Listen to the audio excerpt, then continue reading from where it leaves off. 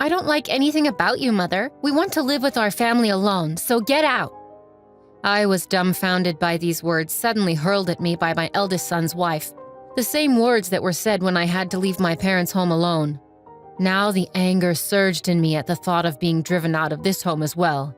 Well, I'll leave then, I declared and gathered my belongings to move out. That was the last straw. I swear I'll never forgive my oldest son's wife. It was time to put my plan into action. As a result, my daughter-in-law, my name is Sandra Clark, and I am turning 61 this year. Though I'm technically retired, I'm fortunate enough to still be working. Even though I'm still working, it's not like I'm going to the office every day. I drop in occasionally and attend meetings. But nowadays, many meetings are held remotely, and I'm working from home most of the time. My oldest son seems to have the wrong idea that I'm not working anymore. I became a widow in my 40s. Currently, I'm living with my oldest son and his wife. My parents' home is an old house just with a large property. It has its issues, but I really liked the place. That was the reason that made moving out difficult. I never had any financial difficulties in my life. Most of my late husband's insurance payout is still untouched. It's a lifestyle where there is no need to worry about my twilight years. Even though it seems like I'm leading a carefree life, I do have some worries. It's my oldest son's wife. Jessica, my son's wife, has a strong-willed personality and often clashes with me. This isn't something that just started recently. It started when she came to announce, "We're getting married." I can't forget the outfit she wore when she first came to introduce herself. She showed up in a tracksuit that she might have worn in high school. She said she wanted me to see her without any pretense, but I think it's an unthinkable act from a common-sense perspective. It might be too much to call it sophistry, but anyway, she's very argumentative. And on top of that, she's very articulate, which makes things difficult. I wondered why my oldest son chose her as his marriage partner. I found out later that Jessica was the one who approached my son. She may be outrageous, but she is beautiful. I think my naive and somewhat sheltered son was smitten by her. Even after they decided to get married, it was always the same story with her. If you put it kindly, she's not pretentious. If you put it harshly, she seems to lack common sense in her behavior. I really wanted to oppose their marriage, but I told myself that it's the marriage my son wished for and kept my patience. The result is what's happening now. My son didn't want to leave me alone in our family home, so he insisted we live together after the wedding. I had initially thought that Jessica would oppose, but it turned out that Jessica was also in favor of living together. The reason became clear shortly after we started living together. Jessica, however, never did the house chores and left everything to me. Cleaning, laundry, meal preparation, she left everything up to me. What's more, she was a full-time housewife. She quit the company she had been working for at the time of the marriage. Even though I don't have to go to work every day, I work remotely, so I have less free time than her.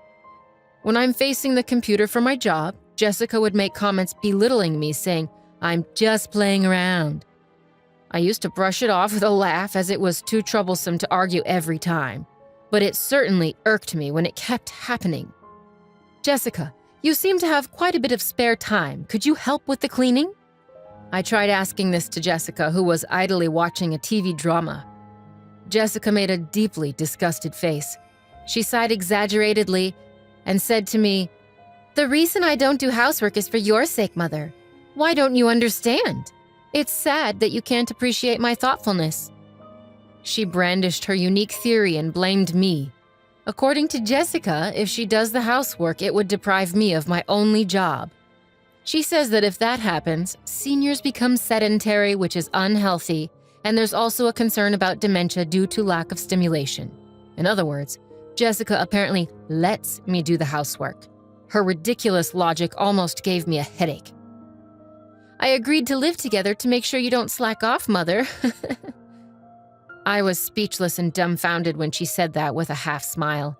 I really regret starting to live together. I regret every day that I could have avoided seeing things I didn't want to see if I had stayed separate. Doing housework while being watched by Jessica every day is nothing but agony. Reaching my limit, I decided to talk to my eldest son. It wasn't to complain about Jessica. I decided to move to an apartment where I could live alone. The house we're currently living in is old and has many level differences. I had hurt my back last year due to my age and deterioration, and there were many hard points for me. I talked to my son about the difficulty of living in this house, and I moved to an apartment. I felt like I had been driven out by Jessica, but I do not regret leaving. The new apartment is a rental. I thought it might be a bit too big for living alone, but I contracted for a room large enough for my grandchildren to stay over in the future. I had the interior customized to my taste, and my own castle was complete. But my joy was short-lived as Jessica began to come over every day and stay until night. "The new apartment is really nice. Isn't it too big for you, Mother?" Jessica said, lounging on the living room couch. "Come on, Mother, come back to your old home and do the house chores. It's for your health and longevity." Unbelievably, Jessica is telling me to go back to the old house and do the house chores during the day. She's so self-centered and it makes me dizzy. "I've already moved out of the house. You need to step up as the wife. I take care of all the house chores here and my annual checkups are always good. Jessica, there's nothing for you to worry about." Jessica turned her head away, snubbing my words. She intended to pretend she didn't hear them. She always ignored anything inconvenient. That was her usual strategy. Even after that, Jessica came over to my apartment every day. Just the other day, she said, "It's too much hassle to go back," and ended up staying the night. My parents' home and this apartment are about a 15-minute walk apart. It was my eldest son who suggested I live near my parents' home because he was worried. His concern made me a little sad to leave the house. One day, when I had been out on a rare business-related outing, I returned in the evening to a surprise. To my disbelief, Jessica had let herself into my apartment. It seemed she had used the spare key I had given to my son without telling her.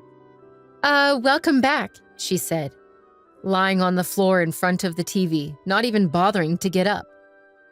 "Jessica, that spare key is meant to be used in emergencies, not for you to let yourself in when I'm not home."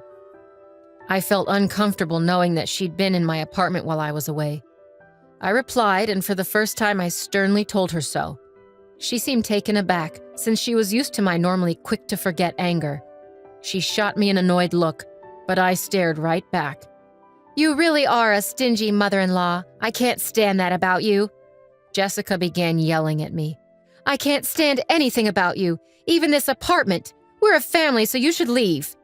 With that, she tried to usher me out the front door. It seemed she couldn't stand the thought of me living in this apartment. She was upset that they were living in the old house while I was here, saying it was unfair.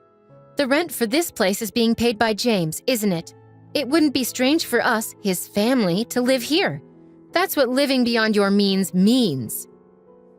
It seemed Jessica thought my son was paying the rent for the apartment. That explained why she was always showing up here. In her mind, the apartment should have been a place for her family to live. "All right, I will leave," I retorted, staring her down. I agreed to move my belongings out within 3 days. Jessica seemed skeptical, demanding I call a moving company in front of her. I immediately called a moving service from my smartphone and scheduled them to come in 2 days. As she left, satisfied, I watched her retreating figure and started formulating a plan. I moved out as promised. My new home was an apartment specifically for seniors. I decided to try it out for 2 weeks. I handed over the keys and lease documents to Jessica, asking for a change in the contract through the real estate agent to the landlord.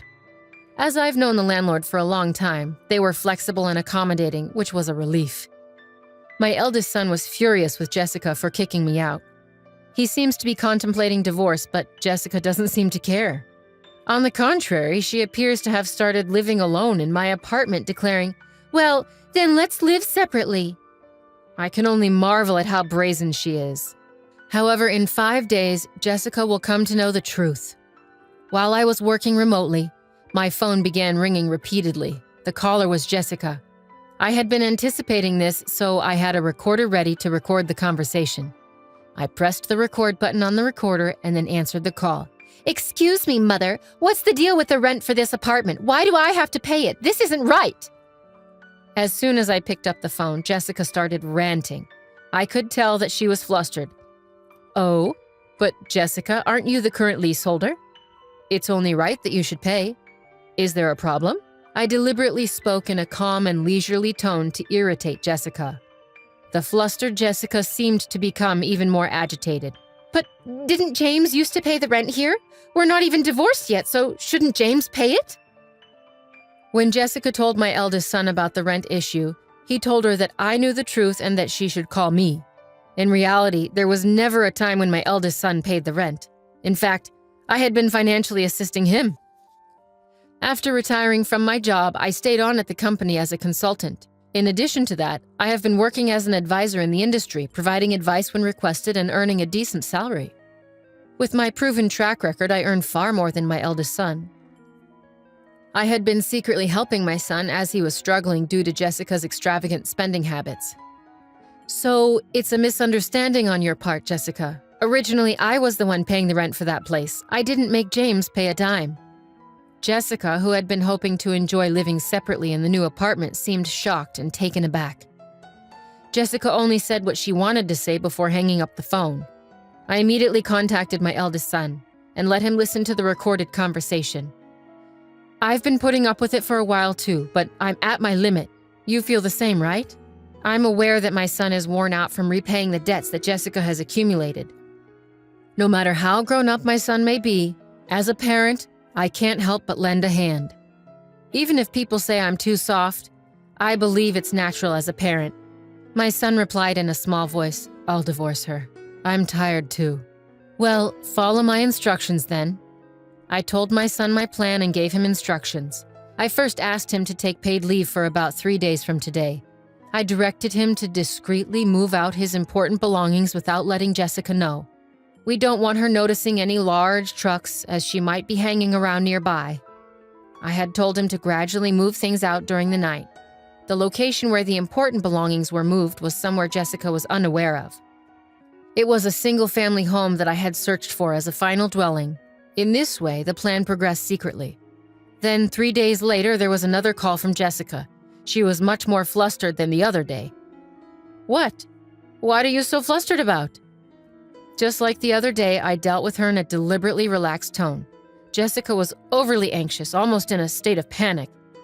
"Mother, our house is up for sale and I got a call from my parents saying that my belongings have arrived at their house. What does that mean?" Apparently, my eldest son had moved according to my instructions. He had sent Jessica's belongings to her parents' house and put up the house she lived in for sale, leaving it empty. "The landlord told me that if I can't pay the rent, I should leave. I thought I should consult with James, and when I got home, there were chains and a padlock on the gate, and I couldn't get in. There's even a for sale sign up." Jessica was almost hysterical. She must have been surprised when she got home.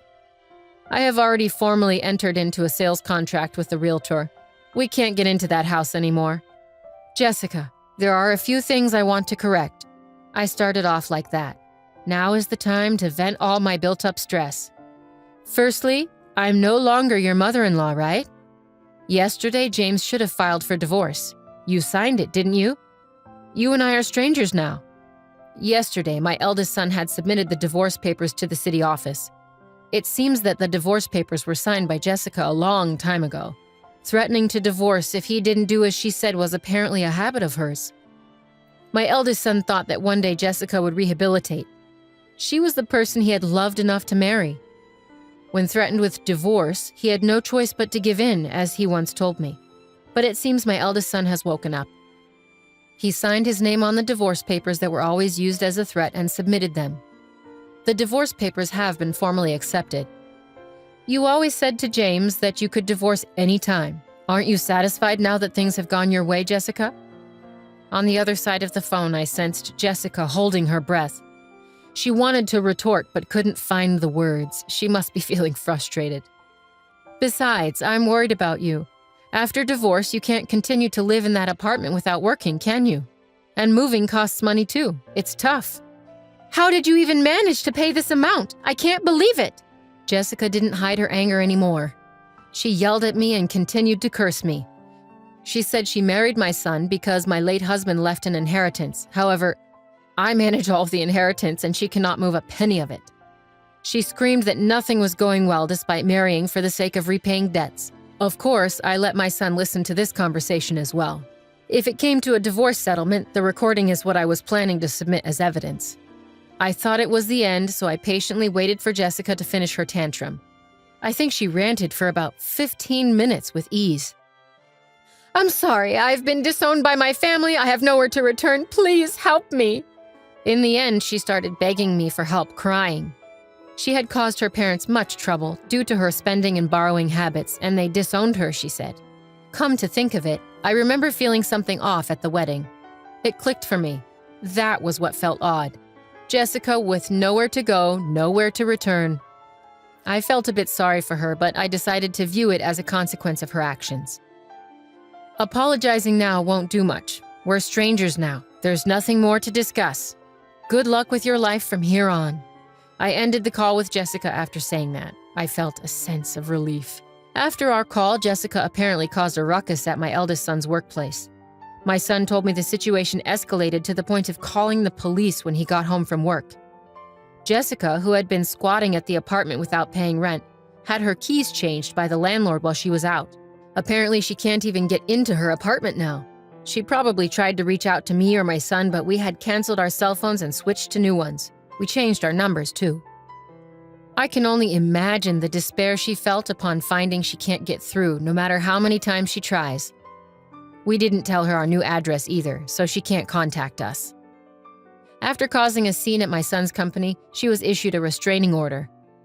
With no other options, she seemed to have turned to her disowned family. When she returned home, she was met with a shocking scene. The luggage I had sent to her family home was left out in the rain in the backyard. She reportedly wasn't even allowed to step foot inside the house. The rent she had not paid for the apartment had been billed to her parents, probably adding fuel to their anger. I heard rumors that she is currently staying in an apartment rented by an organization that supports homeless people. Without the ability to spend as before, she seemed stressed. When I passed her on the street, I was stunned at how much her hair had turned white and how dry her skin looked. She had changed so much, I hardly recognized her at first. It made me realize just how much a change in living conditions can affect a person. I started a new life in the house I purchased with my late husband's inheritance. I bought a duplex so my son could remarry anytime he wanted. For now, my son joins me for dinner, but otherwise he takes care of his own things. I've come to think that this is just the right amount of distance. The money from the sale of my parents' home is saved for future needs. I plan to use it for my son and his future wife when they marry. Of course, I also need to keep some for any future grandchildren. I'm thinking of setting up the English garden I've always wanted in my new home. On days when I don't work, I go out into the garden and take care of the young trees and herbs. This new life filled with hope has become my daily routine.